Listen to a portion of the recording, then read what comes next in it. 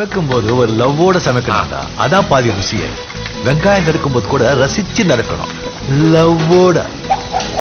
Welcome to in-laws சமையல். இந்த வீடியோவில் நம்ம பார்க்க போகிற ரெசிபி வெங்காய சட்னி. இது குயிக்காக எப்படி செய்யுது, இதுக்கு என்னென்ன தேவைன்னு மட்டும் பார்க்கலாம் வாங்க. வணக்கம்ங்க.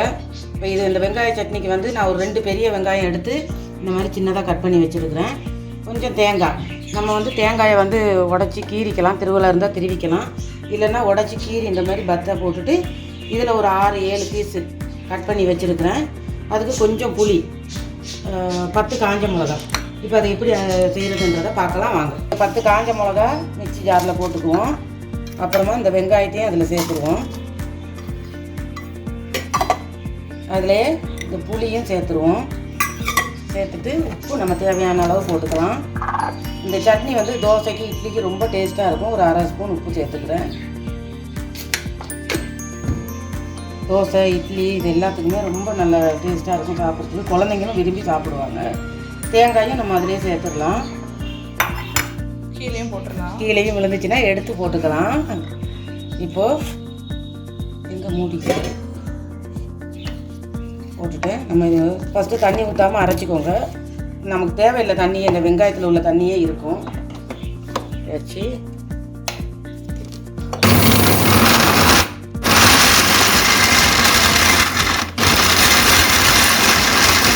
அரைச்சாச்சு நல்லா.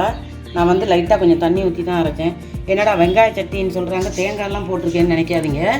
தேங்காய் போட்டால் தான் அது வெங்காய சட்னி. கொஞ்சம் இந்த மாதிரி நம்ம அதை எல்லா சட்னிலுமே தேங்காய் ஆட் பண்ணுவாங்க. ஆமாம், இல்லை வெங்காயத்துக்கு சில பேர் தனியாக வெறும் வெங்காயம் மட்டுமே போட்டு அரைப்பாங்க.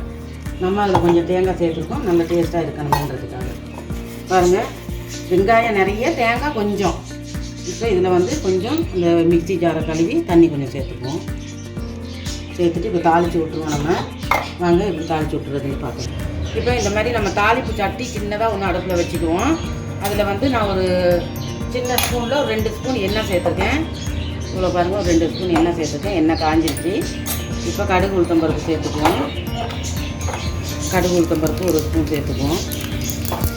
சேர்த்துட்டு கொஞ்சம் கருவேப்பிலை அது தெரிக்கும். அப்புறம் 2-3 காஞ்ச மிளகா நல்லா கட் பண்ணி அதையும் நல்லா அப்படி வதக்கி விட்டுட்டு இந்த மாதிரி நல்லா பொரிஞ்சு வர்ற வரைக்கும் கொஞ்சம் கிண்டி விடுங்க. கருக விடாமல் பார்த்துக்கோங்க. பொரிஞ்சிருச்சு. அடுப்பு ஆஃப் பண்ணிவிட்டு இப்போ நம்ம இந்த இதை இதில் சேர்த்துருவோம். சேர்த்துட்டு இதிலேருந்து கொஞ்சம் அள்ளி இப்படி போட்டு நம்ம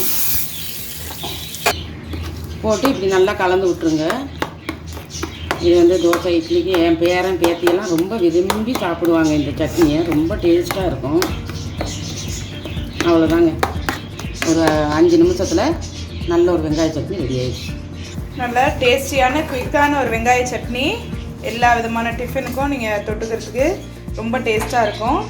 எப்படி செய்யுதுன்னு இதை பார்த்தீங்க. நிச்சயமாக இதை ட்ரை பண்ணி பாருங்கள். ரொம்ப சீக்கிரமாக ஆகக்கூடிய ஒரு சைட் டிஷ் இது. ட்ரை பண்ணிவிட்டு எப்படி இருந்ததுன்னு சொல்லுங்கள். அடுத்து ஒரு நல்ல வீடியோடு உங்களை சந்திக்கிறோம். எல்லா சமையலுக்கு மறக்காமல் சப்ஸ்கிரைப் பண்ணுங்கள், சப்போர்ட் பண்ணுங்கள். ஓகே, பாய். எங்கள் சேனலுக்கு சப்போர்ட் பண்ணுங்கள், சப்ஸ்கிரைப் பண்ணுங்கள். ஓகே, பாய். சமைக்கும் போது ஒரு லவ்வோட சமைக்கணும்டா. அதான் பாதி ருசியே. வெங்காயம் நறுக்கும் போது கூட ரசிச்சு நடக்கணும், லவ்வோட.